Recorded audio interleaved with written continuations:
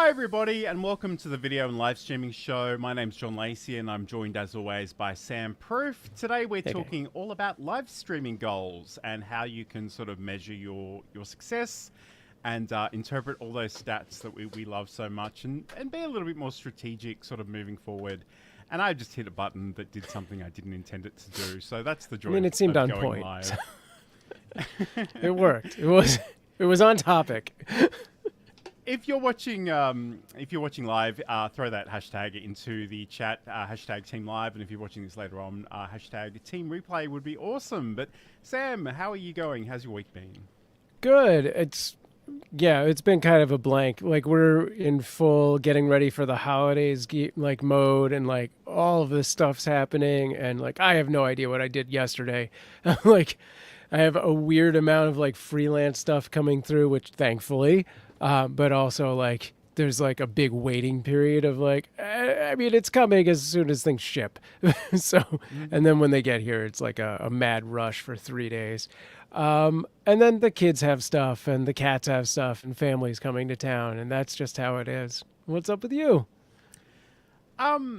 It's actually, we're having a bit of a heat wave here in my corner of Australia, and we're expecting a top of 40 degrees Celsius, which Google tells me is 104 Fahrenheit. Oh my God.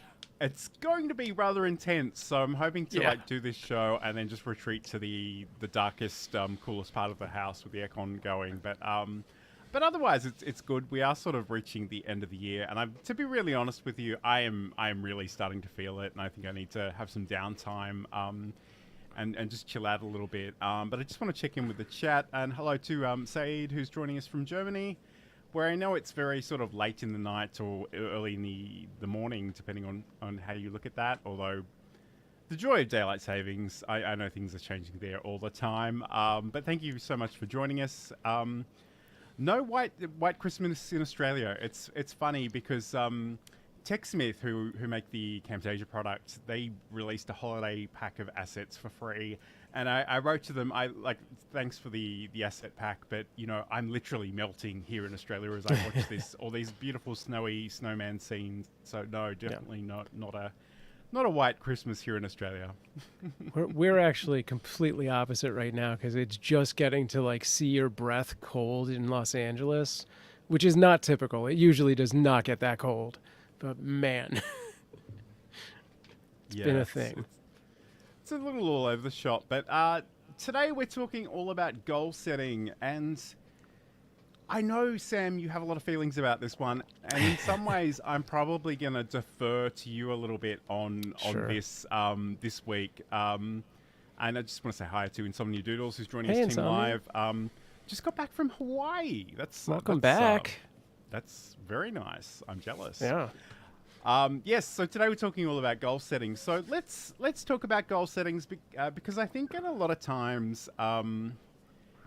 People, when they start things, they're really excited, they're really optimistic, they think they can conquer the world, and they'll be like, I'll have 1,000 subscribers by next Tuesday. And I don't think that's the way we should think about that, Sam. No. So I don't know where you want to start this conversation, but let us know where you think we should start. Yeah, I mean, I think, you know, we have an interesting mix since we go out to all these different platforms where we have a cross-section of like, people that have sort of these project oriented, you know, things that have funnels that lead to either business things or sales or what, you know, whatever it is, like that kind of thing. And then we have this other side, which is probably more on my end, where it's, you know, people like Insomnia who are doing creative things.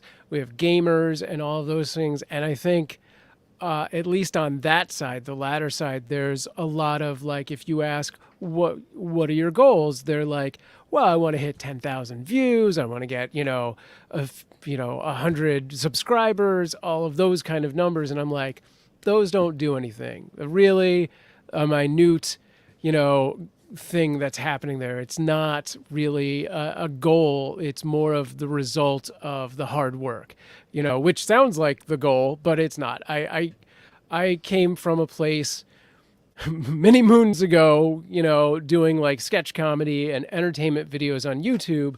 and legitimately those were our goals, was just like, I'm just having fun. I'm putting stuff out there to get views and subscribers. I don't know why. It makes me feel good. And now, barreling down on the second half of a century, I'm like, maybe that's not the vision you need to have when you go to do something. We need to look at these goals as something that really has a definitive end to it, which is the sales side or lead generation, that sort of thing. And I think that's what we're kind of putting out there today. And I guess I'm just going to put my hand up here and let everybody know that my goals are incredibly nebulous. And I'll give everybody a bit of background and context for this. For me, a lot of the stuff that I'm doing with my content, it really is about personal branding. And the reason for that is the world changed a few years ago. And I was a face-to-face teacher at that point in time. And my work dried up in the course of a couple of weeks. I was very fortunate in the sense that I was able to get another job shortly after, but I was just really acutely aware in that moment that nobody knew who I was or what I was capable of. And I kind of don't want to find myself in that position again. So I, as someone who's invested in a lot in LinkedIn, like occasionally I will have people reach out and say, I want to hire you. And I have to kind of say, I'm sorry, I literally have a full-time job. I don't have time to do anything at all. And depending on what those services are that they require, I can certainly refer other people, including Sam, depending on what your needs are. But again, it's one of those things that I'm not necessarily generating income or making sales directly, but it is, as I say, it's quite nebulous. I just want to read this comment from Insomnia Doodles. My goals typically are related to community engagement, quality of conversation, giving a signal boost to whatever charity or effort I'm supporting. I don't really do numbers. And I think that's fair enough, Sam, but I'm curious how you'd respond to that. Yeah, I mean, it's an admirable kind of goal. And people are going to say, no matter what I say, somebody is going to come back and be like, my goal is 100 subscribers. I don't care. Like, whatever it is, or, these things. But I think this is better than the person who says my goal is 100 subscribers. This, has a definitive end, whether or not it's for personal gain or, to boost a charity. I think that's fine. Just knowing those things going forward is going to help you create better content. And I think that's ultimately where this leads us is, why we're making goals, which is to then learn what the content is we need to be making from that.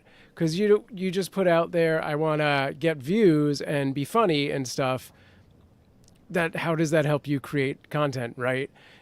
Like if you go, I want to sell this on-air sign, not to self-promote because it's not officially for sale, not yet. Then I know what the funnel is. I know what I need to be doing. If your goal is to raise awareness to a charity based on invisible disabilities, which Insomnia does, that is perfectly acceptable as a goal because it gives her the context of the content. And I think, that's the important part. The monetary side of it, also pretty nice. Sure. If you're doing it the other way. Obviously, we all exist in this context where we need money to live. So, right. That's totally fair enough. I just want to read this other comment from Insomnia because I personally find this incredibly relatable.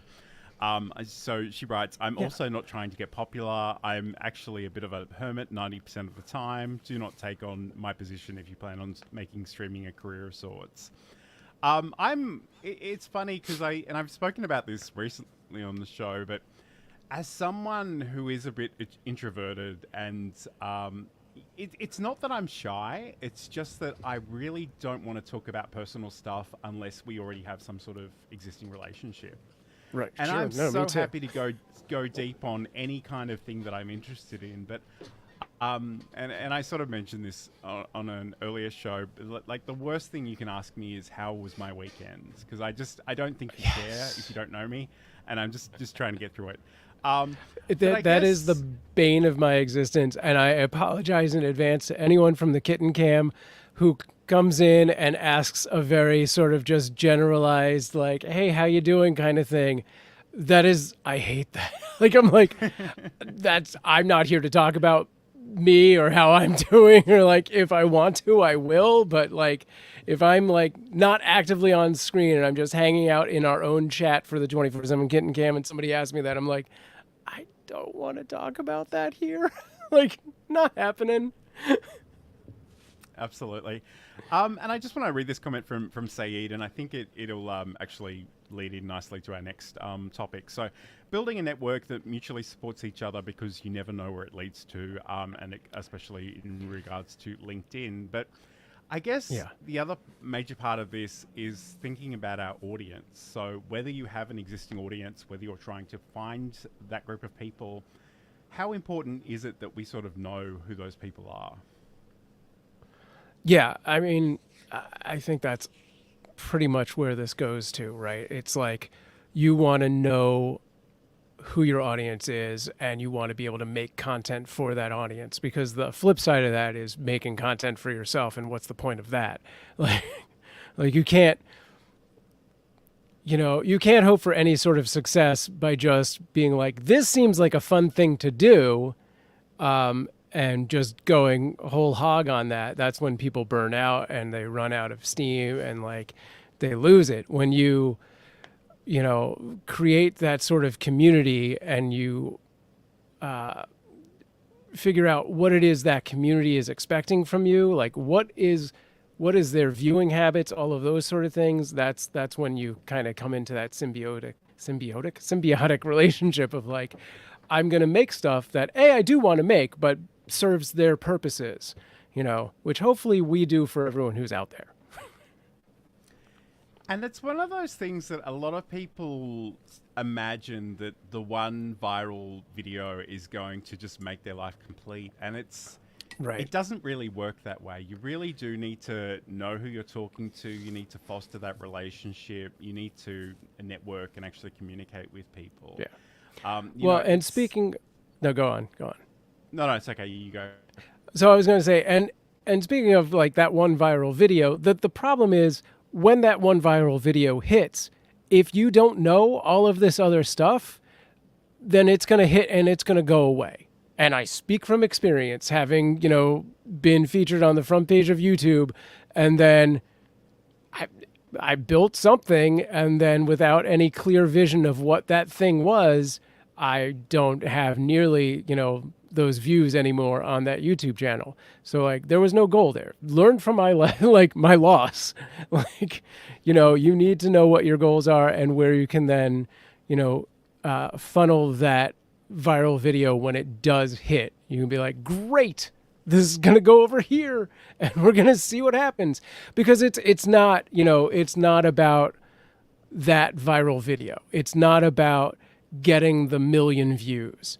When we talk about goals like this, it's about making those 5 really good contacts, whether that's, 5 sales or 5 people that come back every week or whatever it is. It's the minute numbers that really are what we're looking at, finding, because then things will snowball from them. Because once you have those 5 people that really like you, or those 5 people that have bought from you and come back to buy again, or spread the word to the other people. And that's where it goes from.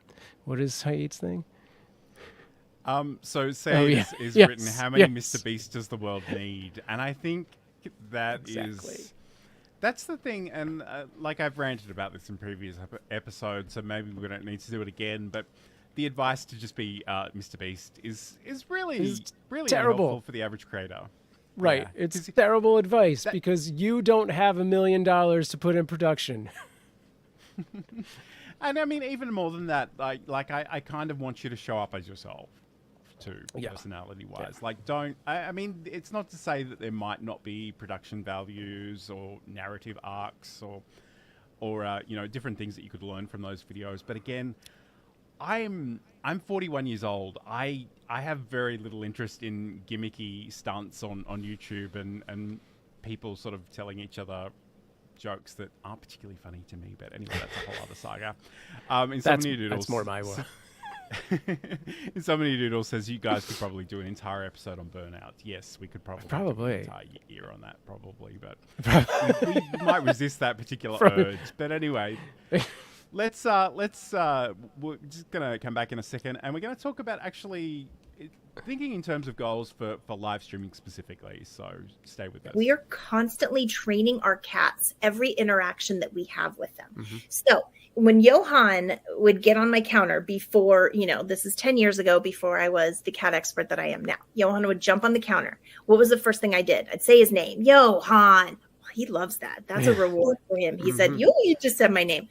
I would go over to him and I'd talk to him and be like, you can't be on the counter. Johan loves when I talk to him. Ding, that's another reward for Johan. I'd pick him up and put him on the ground, but I didn't want him to think I was mad at him. So when I'd pick him up very nicely and kiss him on the head and say, I love you, but you can't be here. I'd put him on the ground. I had just done 3 things that rewarded him for being on the counter. So I was encouraging him to continue doing that. And that's a segment from Sam's podcast, Just Kidding Around, which you can learn more about over at Cute Avalanche. And I think we'll talk about Cute Avalanche in more detail in a little bit in terms of the goals you have there. But I guess, Sam, let's talk about the goals as they apply to live streaming specifically. So I guess, how do we establish what we think our goals should be in the first place? Yeah, I mean, I that's obviously going to be pretty personalized based on each creator and what their business model is and things like that. I was going to say in the example of Cute Avalanche, while we do have merch and stuff like that, pushing merch has never been like a big goal of ours.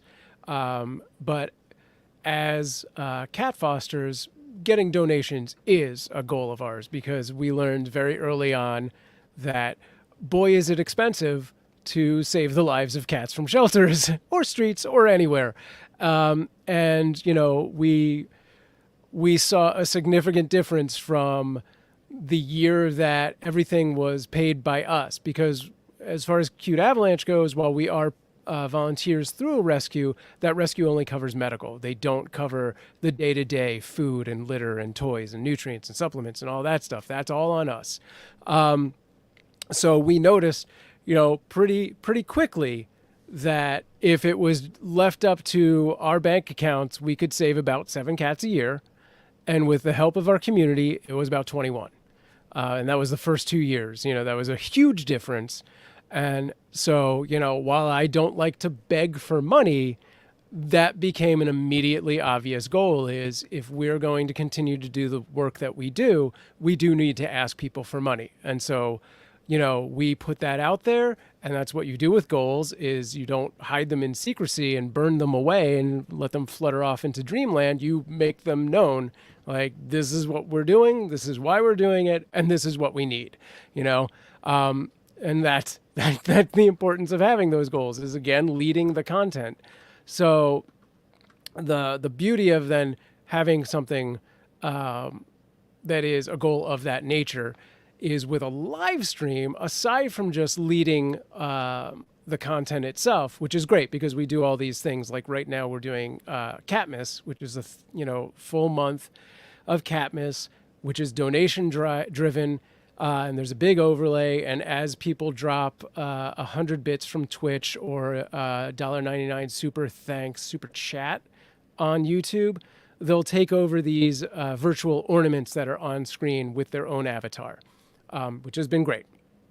And that's one of the more creative ways to do it. But you can still do things like just getting sort of a progress bar for if you're doing something that is strictly donation driven, which we've done in the past as well. So we use Mix It Up app, which is a great app. It's chatbot. It does a lot of things. But one of the things it does is these sort of progress bar style overlays. And you can, tie it into a few different donation methods like Twitch Bits and Super Chat and all that, or the oh geez, they have I don't Streamlabs has like a donation thing, and it'll pull the API from that. I actually was able to figure out how to do something interestingly complex, which is we create a sort of mini GoFundMe style web page on our own website, and it actually sends off a webhook to the Mix It Up app, and we'll take data from that, so we can actually be pulling from all of those places at once to have a common goal, and it's not ignoring people who like went to do it, in one place or the other. So I think that's pretty cool. But yeah, if you're gonna live stream, you're gonna have goals. Make them obvious. Put them out there. And I guess the thing I'm hearing as you describe that is I get the feeling that there are some explicit goals that you're sharing with your community in terms of we're looking to raise this much money this month. But I feel like there's probably a lot of implicit goals in there as well in terms of getting more awareness, getting more subscribers, followers, connections, people in Discord channels potentially as well. For sure. And again, that progress bar would work for those types of, goals, where instead of setting it up to a monetary progress bar, you're setting it up to, subscribers or, whatever it is. And I guess one thing that I hear a lot is this idea that subscribers and views don't necessarily mean anything at all. And I kind of want to push back on that a little bit, because especially if you're a beginning creator, like any kind of signal that people might be interested in what you're doing, I think can be really, really useful. And I think also just the ability to celebrate some of those goals on social media and communities is just a great excuse to bring your content in front of other people as well. So I'm curious, I know you have some thoughts on that as well. Yeah, I mean, it's not like I don't pay attention to subscribers or view counts or things like that. I certainly do. I just mentally put them in this is a milestone thing. This is a thing that is to be celebrated. It is a talking point. It's definitely, I'm not going to not tell people that my YouTube channel has 9.5 million views.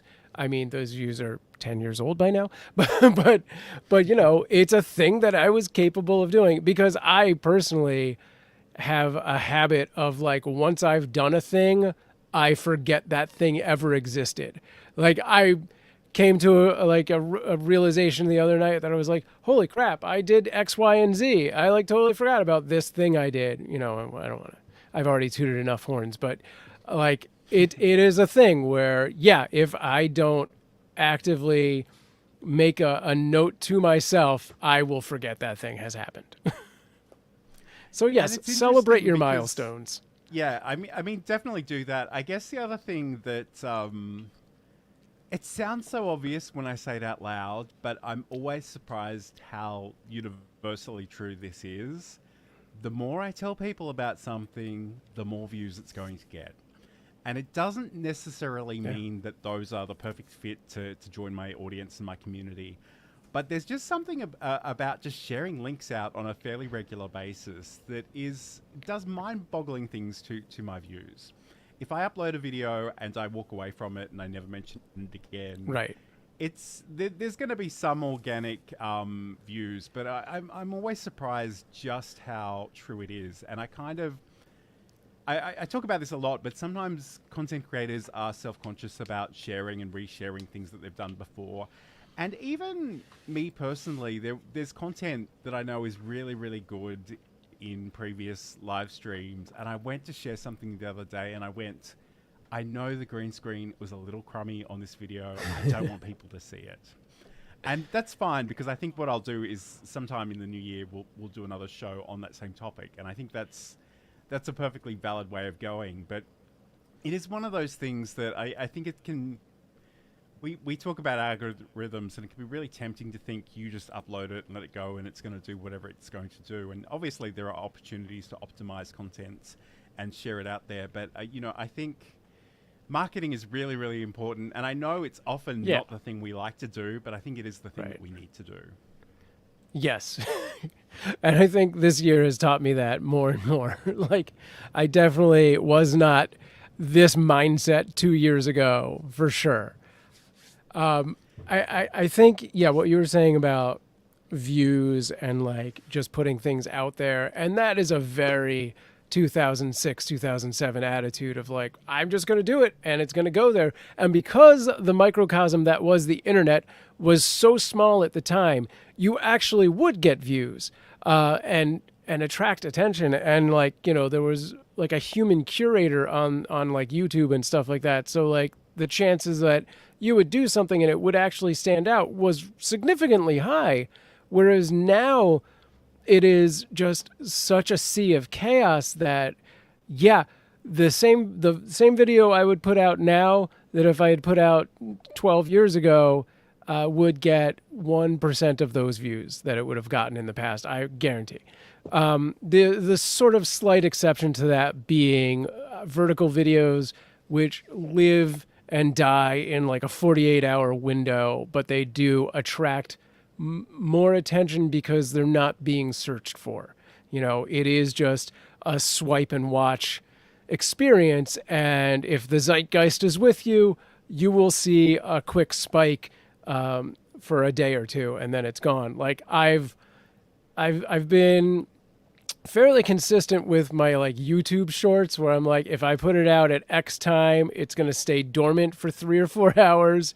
And then at like 8 p.m., it's going to like spike for 2 hours, drop down. I'll see 200 to 500 views and that's it. I know that's the way it's going to work. I have not found any consistency that changes that based on, the posting time, quality of content, titles don't seem to really drive much of anything on YouTube specifically. So it's a weird experience, but then it's gone. Occasionally you see things light up a little bit here and there in the vertical, but with long form, you can definitely bring new life to an older video. I've seen that happen a lot. The more you push it out there, the more chance it will have of like getting a little spark of life back into it and more views and stuff. So again, if that video has been created with a specific goal in mind, a specific mindset, it's probably going to do a little bit better is my guess, Sure. And I guess the other thing I want to really think about on this segment specifically is to really focus on the things that you can directly influence, because I think it can be really tempting to want to imagine that you can put something out into the world and to get 1,000 views in the next 48 hours. But I like to focus on the things I can control, which is often my output. And I kind of encourage people to think about this too, because not only, no matter where you are in your content creation journey, you can and will get better if you practice. Like, that is just universally true. And I know lots of people will tell you if you use XYZ tool, you'll just be amazing from day dot, but it doesn't really work that way. And the other thing is that, once you've developed a consistent schedule, you've created things, you've shared them, whether it's live, whether it's pre-recorded, whether it's written, whatever, the really beautiful thing about that is you suddenly have a library of resources. You have a back catalog. And especially on a place like YouTube, you don't really know what the entry point into your world will be. And I've had people, in the last couple of weeks reach out about things relating to the Atom vertical plugin. I've had people asking about CapCut captions. These are, I talk about video and live streaming and content creation generally on my channel, but they're all different sort of starting points where people can come in. And I see some people that, that they say they're live streamers and they'll go live when and if it, appeals to them. And I see people that are showing up every single week. And I've got to tell you, I believe in my heart that there is so much to be gained from doing it consistently to the extent that you're able to. Yeah, consistently and scheduled. Like, there is a huge difference between the show that John and I do and the random live streaming that I personally do, which I mostly do with no goal and, intent. It's mostly just me being bored and wanting to go live, it's a social thing at that point. Whereas this is, a very intentional show where we're trying to be educational and hopefully help people and encourage people to use OBS and not Ecamm. Things like that. What? I didn't say anything. Now that we've alienated a whole bunch of people, let's just check in on the chat. Big hello to Walter Strong III, who's joining us over on YouTube from the Huddle. Just a reminder, we're going to be talking to Walter early next year, so we're really psyched for that. Hello to CG as well. Hey, CG. Sayed is mentioning the SMART goals, so specific, measurable, achievable, relevant, and time-bound. And I think that's good. I think that's a useful framework to think about goals. But again, I think a lot of the times, I don't even know how to form this thought I'm currently having, but I think sometimes this is a great starting point, but it's perhaps not the be-all and end-all. And Insomnia Doodles is writing that she notices a huge difference with a consistent schedule. And I guess that's the thing, if you have a consistent schedule, you sort of become part of your audience's routine. And this can be really, really useful. And I've got to tell you, I'm a very habitual person. And I listen to certain podcasts on certain days because I know that's when they come out. So anything that you can do, I mean, obviously don't burn out. And I guess my general advice is start small, do something that you can repeat on a weekly basis. Once you've got that down and you're really comfortable, maybe think about adding something extra in. Yeah, I think a lot of being a content creator is forming habits, right? So all of those people who are out there telling you put a short up every day, put 3 shorts up every day, go live every day. Don't do that. If you're not already doing that and been doing it for a long time, then you're on the fast track to burning out. Start simple. Analyze, your free time, and then take a small portion of that and be I'm going to do 1 long form video every 2 weeks. I'm going to do 2 shorts every week. Done. That's it. Stop. You're good. And once you've built the workflow and the habit of doing those things, and okay, because a long form video, I don't know how many of you out there have done it. It could take you 3 hours. It could take you 3 weeks. You need to be able to know I can do every video I want to do is going to take me this long. And now you can build your workflow from there. You can set your goals as far as content production from that, and you can be great, I have enough time to actually do 1 of these a week now, 2 of these a week, or 1 of these a week and 3 shorts.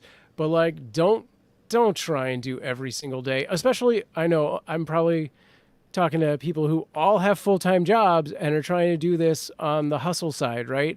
So don't kill yourself doing content. Yes. Yeah, absolutely. Be smart about it.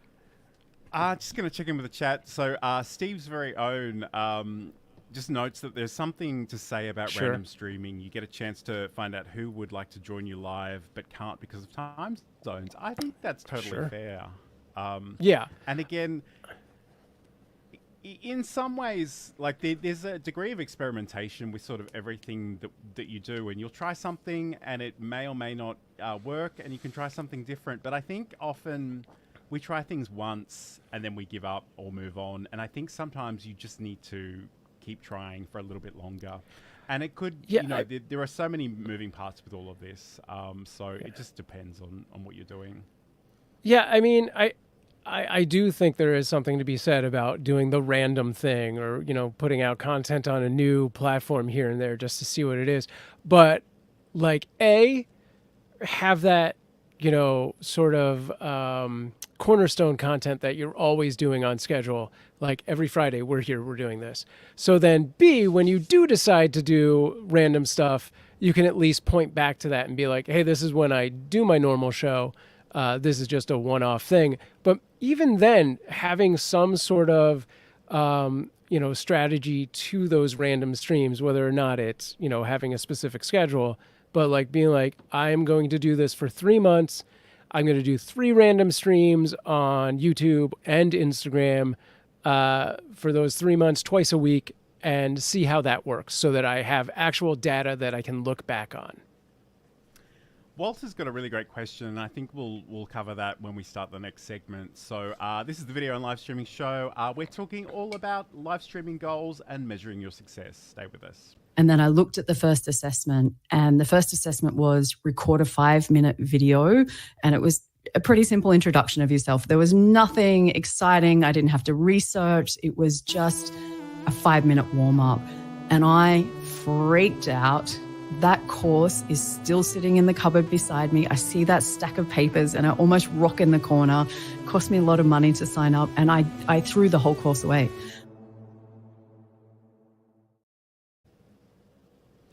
And that's Michelle J. Raymond talking about her journey in terms of overcoming being afraid of being on camera, essentially, which you can hear more about on my podcast, Build a Presentation Muscle, which you can learn about over at johnlacey.com. This is the video and live streaming show. Today we're talking all about setting and measuring goals. And before we get back into the main segment, let's have a look at this question from Walter. Do you think that YouTube has become so crowded with new creators every day? Some creators don't really see the value in collaborating with one another from time to time. What do you think of that one, Sam? Yeah, I definitely think, people have lost that vision. I think there's kind of a lot going on with that where I think some creators have come to that weird mindset of like, I have to do this alone. This is me versus the world. But also I think there's also like a subset of creators that would be open to collaboration, but are intimidated by the thought of like approaching other creators to ask them that, or like they don't know how to go about it. They don't know who to ask. And I think it is something everybody should be looking at, is like, who can I be collaborating with? What can I offer them? It's the same with like when you approach a brand, right? You don't approach it with like, here's what you can do for me, Dr. Pepper. No, you go, this is what I can offer you. So like, that's how you find those good collaborations. And that is how so many of those Phil DeFranco style, like YouTubers came up in the world, was from collaborating with others. And it still happens today. Like you see that on Twitch all the time, where like two big streamers elevate each other by sort of, sharing awareness to their communities by like going head to head in a game on stream or something. So collaboration is, I think a key element of growing as a creator, and it should to some extent be kind of a goal. Like I went into this year with one of my sort of personal goals being to do a lot of podcast interviews, like not to host them, but to be a guest on other podcasts, which I might not have done quite as many as I wanted, but I definitely did that. And that's a collaboration. And I think that helps, on both sides, because like we raised awareness to some podcasts that people didn't know, and a bunch of people found out who I was and found out about the Kitten Cam. So yeah, anything you can do to work with other creators, I encourage 100%. I will say that sometimes the logistics of collaboration are quite difficult. And especially in a live streaming situation, like I've been in communication with all kinds of people that were open to having a conversation, but we just couldn't lock in the dates, or something changed, or we lost touch. I think that stuff is, and again, I don't know, maybe it's my lack of social skills or being an introvert, but I struggle with that so much that I reached a point where I was like, I just have to produce my own thing.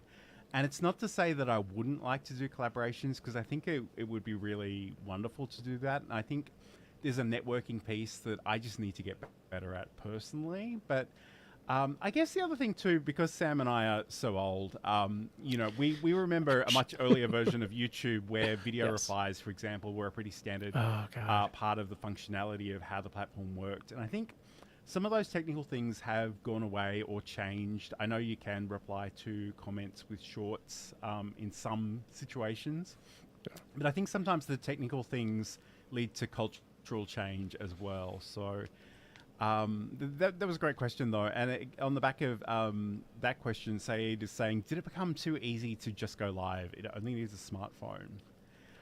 I don't know. Yes. Like, I feel like there's... Okay, Sam is just saying yes. I would say yes. Well, go on, John. It feels like there are some assumptions built into that question. But, I mean, certainly the playing field has been leveled. So if you have an internet connection, if you have a phone with a camera and a microphone, you can certainly do that. But I guess what I would say is that there are a lot of people in the world and different people are looking for different contents. And I think I want to believe there's room for everybody. Occasionally, like especially on TikTok, there are often streams of people just sleeping. And people watch that stuff. So, I mean, nothing is potentially off the table in terms of that. But yes, so, and I just want to note, Steve's very own is also noting that Twitch has a great collaboration tool. Yeah, they do.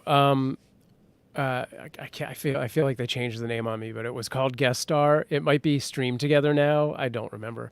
I don't actually use that one because for this show, John and I just use StreamYard, which also has a very easy sort of guest invite system. But for like the Kitten Cam, for the Just Kitten Around podcast, we use Video Ninja, which is a similar tool that works really well with OBS.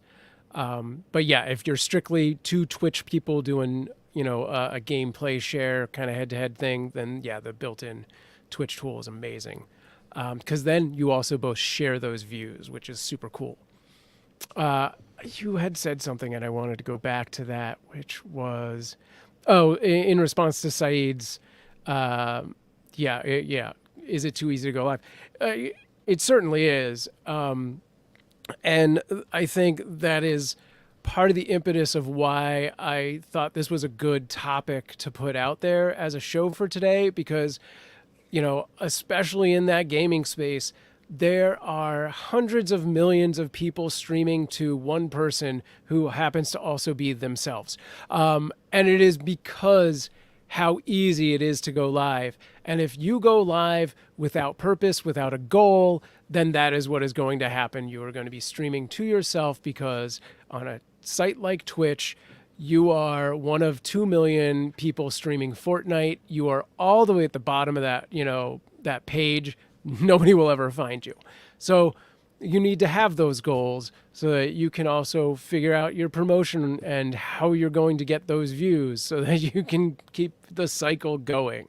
That's what it was. Where are we at?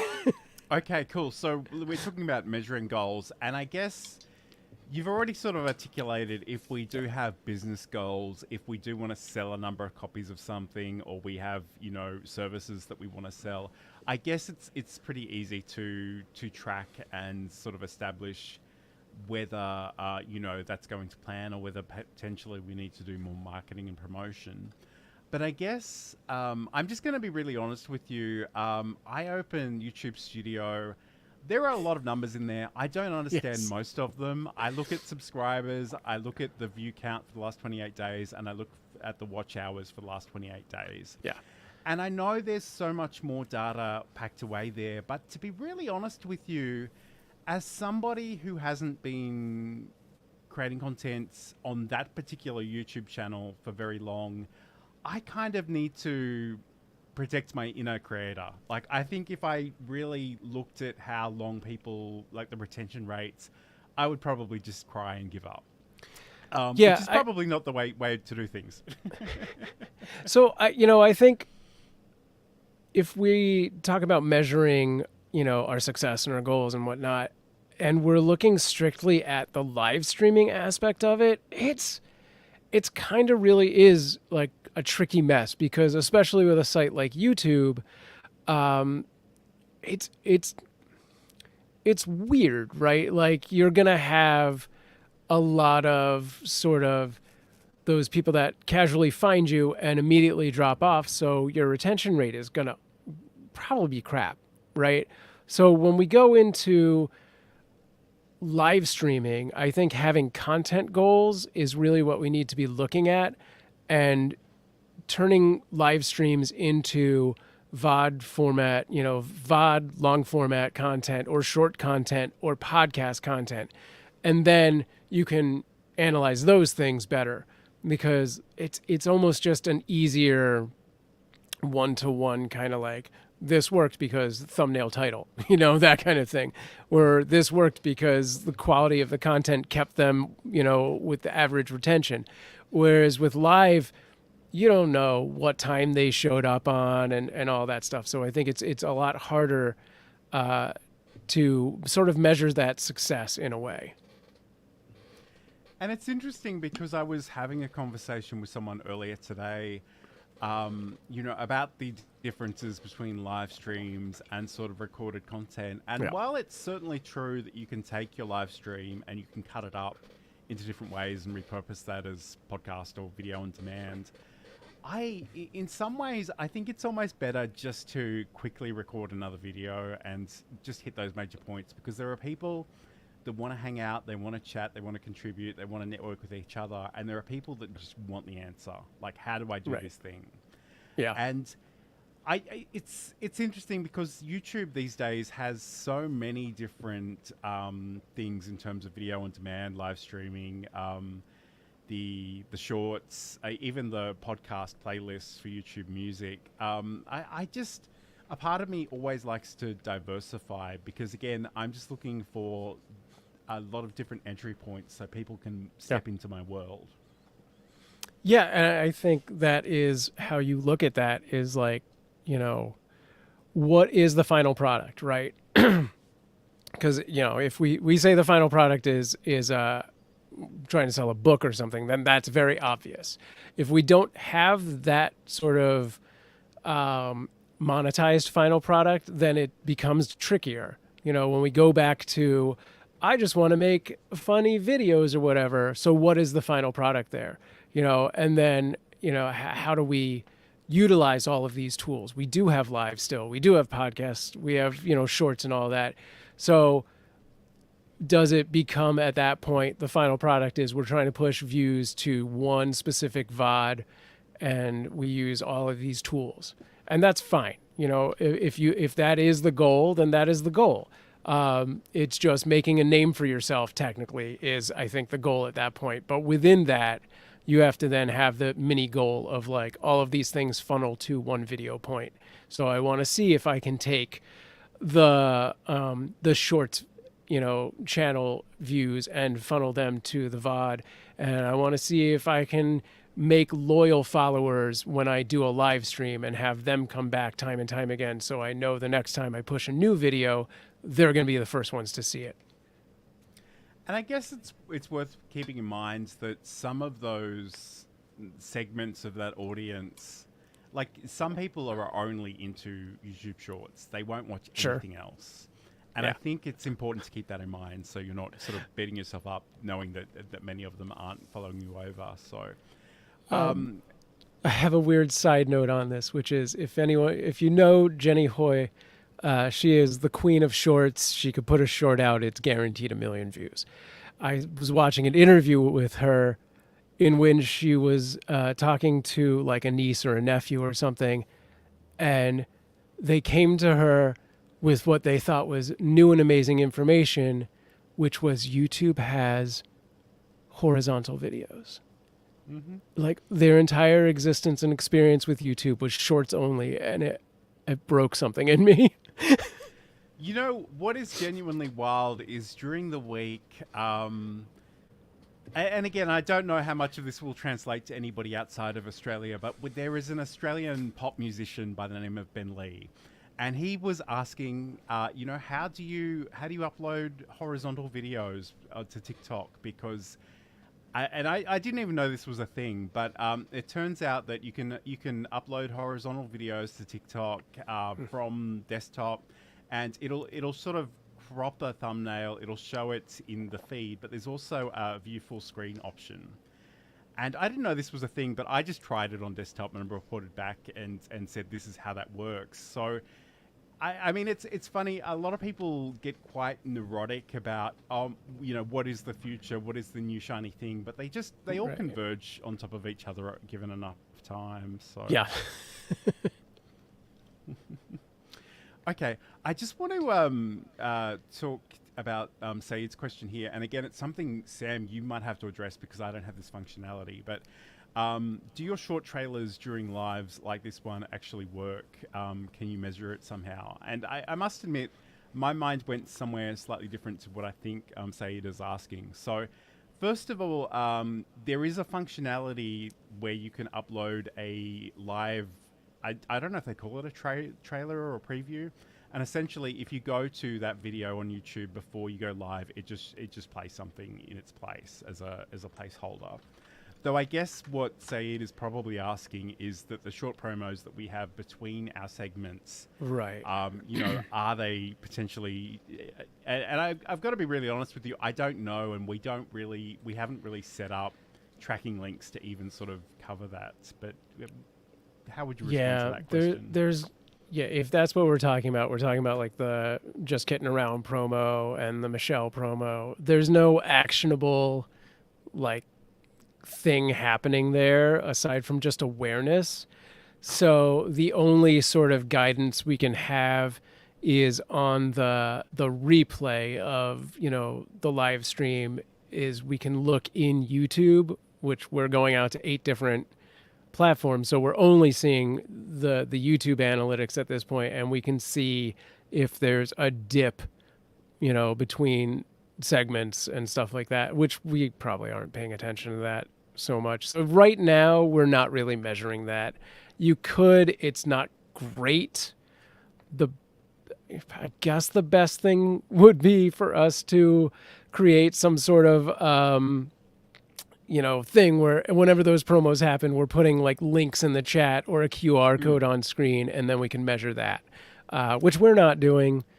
And I should say, maybe we should. A lot of some, but not all of the destinations do have links in the comments. So on YouTube, on LinkedIn, I think if you go to the About section or the description, you can find links to those, but we're not really tracking them in any meaningful sense, which isn't to say we couldn't. So, I mean, we could certainly set up tracking links and say episode blah, blah, blah, But again, I think awareness is pretty much where that is at the moment. So, Sam, let's play one more promo and we'll see if it gets you any work. And we'll come back and we'll start to wrap up the show.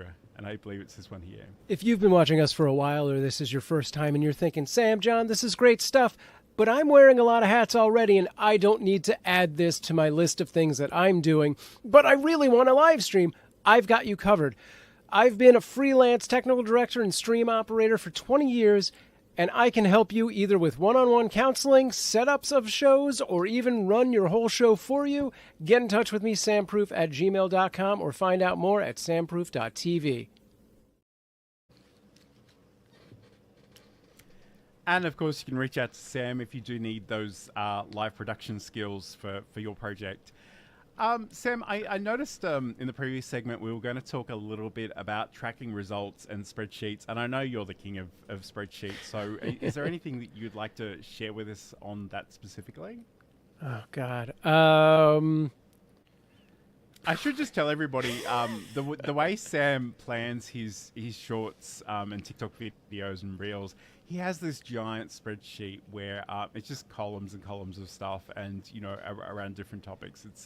Yeah. I used to think I was an enthusiastic spreadsheet user, but Sam leaves me for dead.